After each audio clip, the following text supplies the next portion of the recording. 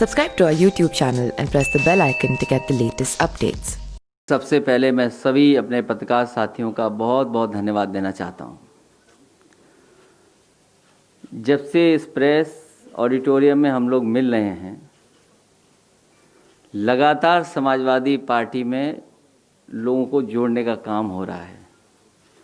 मुझे तो ये लगता है कि ये हॉल बड़ा शुभ है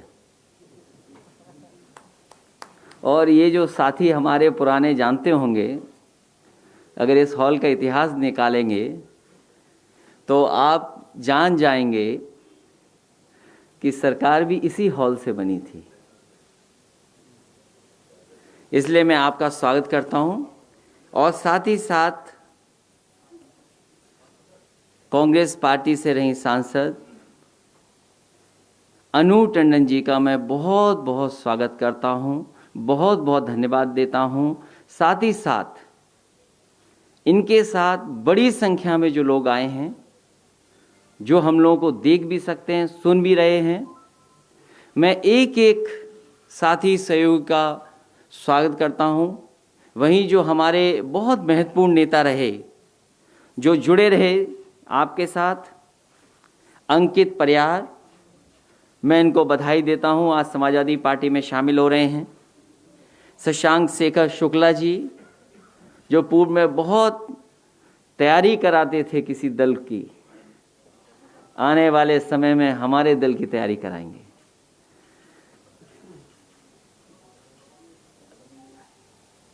आज जो हमारे साथ हैं, उनका परिचय आप सब जानते हैं और एक समय ऐसा था कि उस क्षेत्र से मैं जब निकलता था, एक्सप्रेसवे नहीं बना था, जब मैं उस रास्ते से गुजरता था, मैं कुछ भी कहूं लोगों से, मैं अपनी पार्टी की भी बात करता था, गांव-गांव में रुकता था।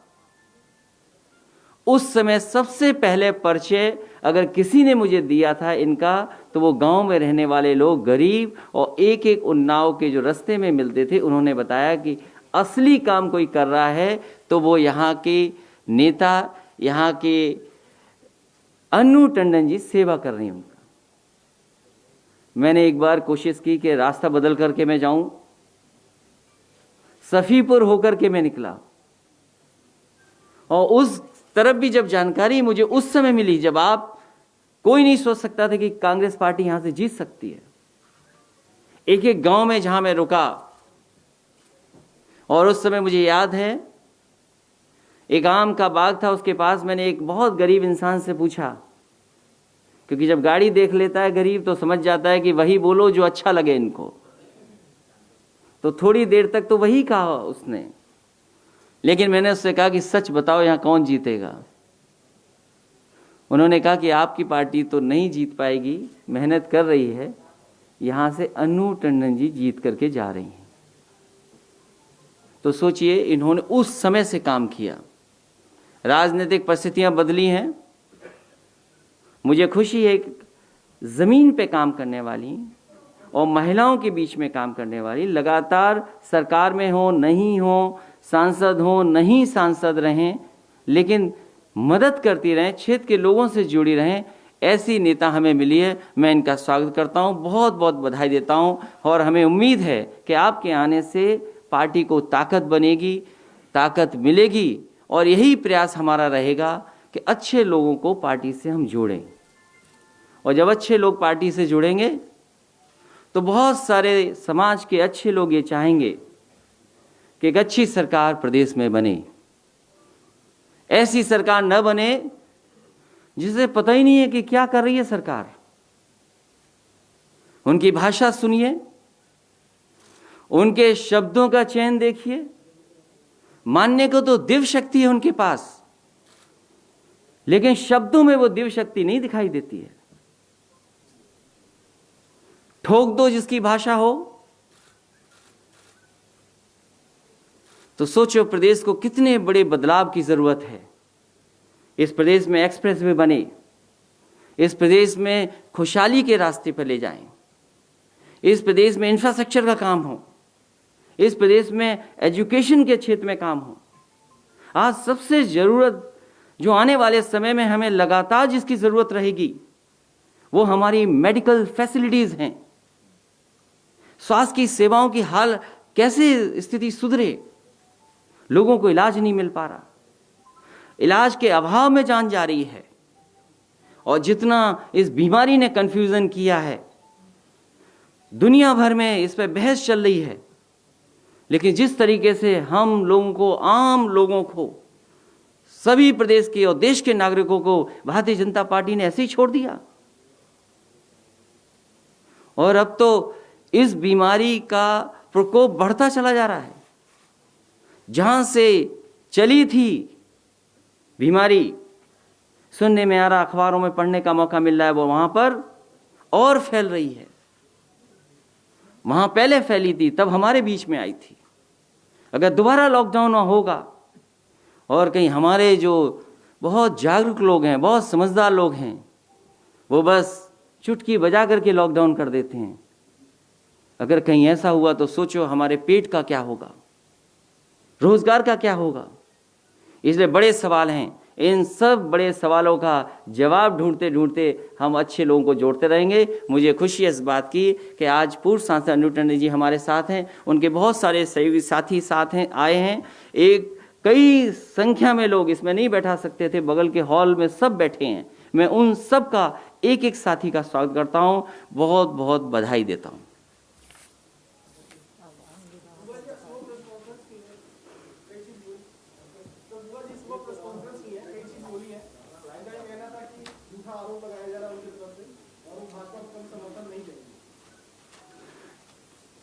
आपसे ज्यादा जागरूक कोई नहीं है, और थोड़ी बहुत कमी हो, हमारे सीनियर साथी बैठे हैं, वो सब बता देंगे आपको।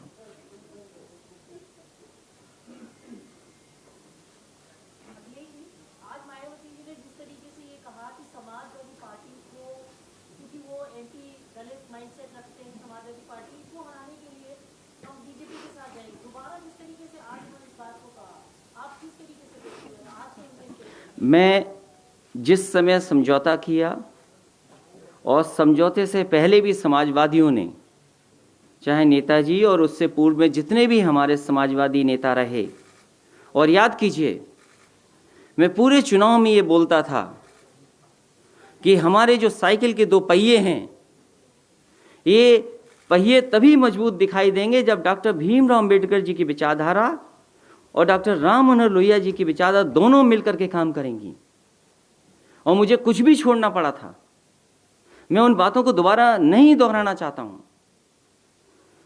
मैंने साथ लिया और मेरा मकसद था कि भारतीय जनता पार्टी को रोक लें। और मुझे खुशी है इस बात की, पूरे देश में अगर किसी ने भारतीय जनता पार्टी को रोकने का काम किया तो उत्तर प्रदेश में कम से कम हम लोगों ने सीटें छीन ली। इसलिए वो गठबंधन जरूरी था। और हम किसी के खिलाफ नहीं हैं, हम सबको साथ लेकर के चलना चाहते हैं, चाहे वो समाज का कोई वर्ग हो। और जब तक हम जोड़ेंगे नहीं, तब तक भारतीय जनता पार्टी का कैसे मुकाबला करेंगे।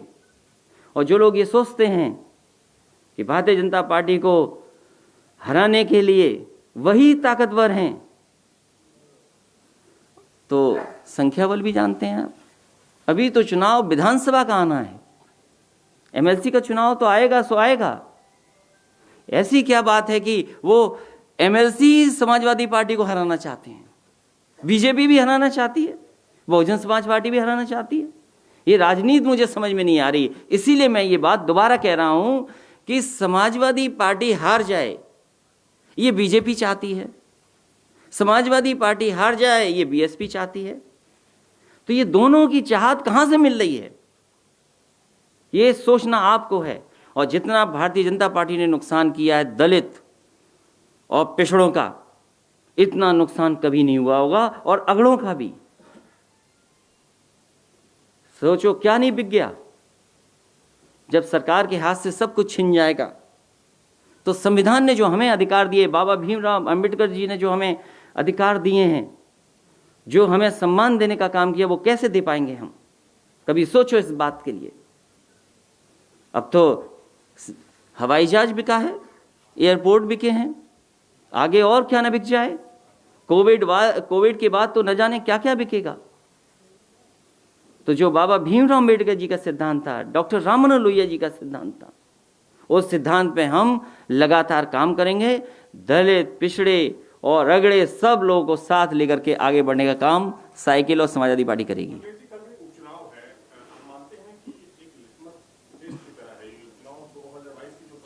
ये लिटमस टेस्ट है, इसीलिए आपने देखा होगा कि पूरी सरकार लगी है चुनाव हराने में।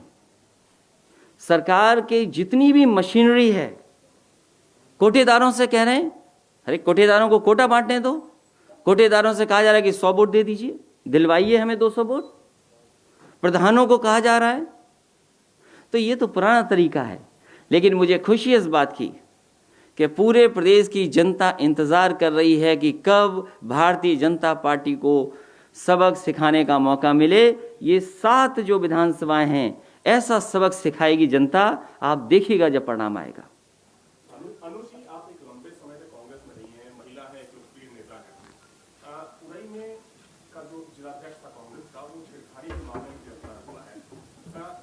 प्रियंका गांधी हर महिला मुद्दे पर मुखर होती रही है, लेकिन इस मुद्दे को लेकर उन्होंने कुछ नहीं बोला है। ये दोहरा रवैया जो है महिलाओं को लेकर, इसको कितना सही मान रही है? सबसे पहले मैं आपको बताना चाहती हूँ कि मैं समाजवादी पार्टी में हूँ, और दूसरी चीज़ ये है कि वहाँ पर कई ऐसे रवैये हैं जिससे मैं दुखी थी। बाकी जवाब आपके पास है। सोनिया जी की और राहुल जी की बात की, उनके सानिध्य में काम करने का मौका मिला, क्या आपकी नाराजगी प्रियंका गांधी से? जी नहीं, प्रियंका गांधी जी के साथ मुझे ज़्यादा काम करने का मौका नहीं मिला, तो मैं टिप्पणी नहीं करना चाहती हूँ।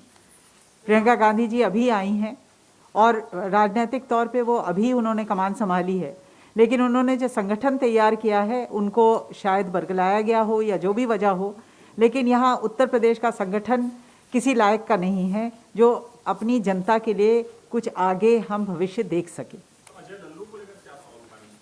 अरे तुम क्या कर रहे हो भाई? ऐसा है कि आप, अरे तुम्हें सवाल पूछना चाहिए बीजेपी से के लिए, वो नहीं पूछ रहे हो। नहीं पूछने दीजिए। ऐसा है कि उन लोगों की इच्छा है कि वो लाइमलाइट में आए, उसके अलावा वो दूसरा कोई काम नहीं करते। क्यों बेकार टाइम वेस्ट कर रहे हैं आप उसका? अच्छा देखिए, ये देखिए, आप लोग बहुत समझदार हैं, जागरूक हैं। आपको सरकार का पूछना चाहिए। ये जो सरकार है क्या कह रही है, भाषा मैं इस्तेमाल नहीं करना चाहता। आप बताओ बेटी कहाँ सुरक्षित है? जो सुप्रीम कोर्ट के उस समय जज थे, उन्होंने तारीफ की थी 1090 की। कल मैं 1090 के बगल में से निकल रहा था तो 1090 बंद कर दी, एक नई झोपड़ी लगा दी है, 2 मंजिला झोपड़ी। देखिए आपने, तो क्या उससे रोकेंगे आप? One of the best scheme थी वो कि 1090 से बहुत सारी हमारी बहनों की, बहुत सारी हमारी माताओं की मदद हो रही थी। और मैं तो आपसे कहूंगा एक बार डेटा देखिए आप उसका, जो हमारी सरकार में 8 लाख बहनों की मदद हुई थी। तो वो तो कर नहीं पा रहे हैं, और जहां मुख्यमंत्री जी जाते हैं वहीं हत्या हो जाती है। वो लोग कल गए थे, हत्या हुई कि नहीं हुई? बगल में लोगों ने एक मजदूर को मार दिया। जब मुख्यमंत्री जी गोरखपुर जाते हैं, बताओ हत्या होती है कि नहीं होती है? मैंने आपसे कहा अगर मुझे गैर कानूनी कोई चीज ढूंढनी पड़े, किसी की भी गैर कानूनी निकाल लोगे क्या? नहीं जेल में हैं लोग? क्या आजम खान साहब अगर सरकार होती तो दूसरे लोग जेल में होते कि नहीं होते? आप फर्जी बना दे रहे हैं। आपका अधिकारी, आपके सब कुछ लाओ, जिसके चाहो कहो, वो कर देती है सरकार। क्या नहीं किया सरकार ने? तो सरकार ऐसी है। मैं जानता हूं सरकार क्या चाहती है। सरकार विकास पे नहीं चाहती बहस। सरकार किसान की आय दोगुनी कब होगी उस पर बात नहीं करना चाहती। कभी हमने सपना देखा था कि गाजीपुर में मंडी बनेगी, सुल्तानपुर में मंडी बनेगी, आजमगढ़ में मंडी बनेगी। क्या ये लंबी लंबी बात करने वाले लोग क्या मंडी के लिए जमीन ली है? कहते थे एक्सप्रेसवे सस्ता बनाएंगे। कौन नहीं चाहता कि आपने अपने लोगों को खुश करने के लिए एक्सप्रेसवे का टेंडर में बदले और स्पेसिफिकेशंस बदले। आप टेक्निकल स्पेसिफिकेशन में बात कर लीजिए। कोई अच्छी कंपनी आपके यहां काम करने क्यों नहीं आ रही है? क्यों नहीं आ रही है? आप बताइए। आप सवाल करिए कि ग्रीन जो सोलर में इन्वेस्टमेंट होना था, बड़ी बड़ी बातें की गई। एक यूनिट भी अगर बनी हो तो बता दो हमें आप। इस सरकार ने अगर एक यूनिट भी बिजली बनाई हो तो बताएं। चाहे वो मुनव्वर राणा साहब हों, चाहे आजम खां साहब हों, मैं जानता हूं सरकार क्या चाहती है। सरकार ये भी याद रखे कि सरकारें आती हैं जाती हैं, अधिकारियों को इतनी ताकत दे दोगे आप, इतना दबाव बना करके जो चाहोगे वैसी रिपोर्ट लिखवा लोगे और कार्रवाई कर दोगे, तो न जाने कितनी इलीगल चीजें हैं। आप पता कर लीजिए शुक्लागंज कौन सा लीगल है पूरा। सरकार चाहेगी तो नुकसान कर देगी, सरकार जब चाहती तब ठेला हटा देती। आज ठेले लगे हुए तो लीगल है। सोचो आप। और आपके तो साथी खुद ही जेल गए हैं कई, तब भी नहीं सोच रहे आप। आपके कई साथी अभी भी जेल में हैं। जब छूटेंगे तो हम मिलेंगे उनसे। नहीं, इन्होंने तो किताब लिखी है, अच्छी किताब तो लिखी आपने, तो नहीं जाओगे। उसी का नुकसान हो रहा है, तो ज्यादा मत लिखो।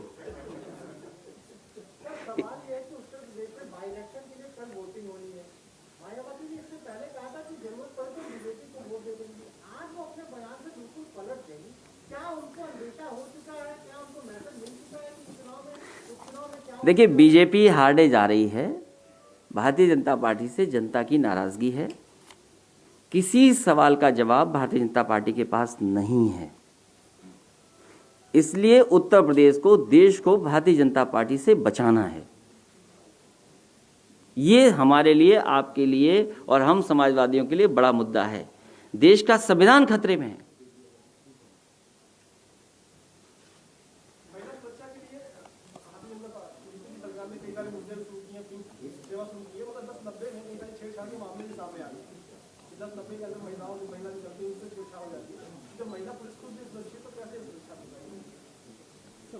इसके लिए सरकार को जिम्मेदारी निभानी पड़ेगी और कहीं न कहीं जो पहले से व्यवस्था है उसको और अच्छा बनाएंगे तो मैं समझता हूं महिलाओं की सुरक्षा और बढ़ेगी। मैं आप सभी पत्रकार Subscribe to our YouTube channel and press the bell icon to get the latest updates.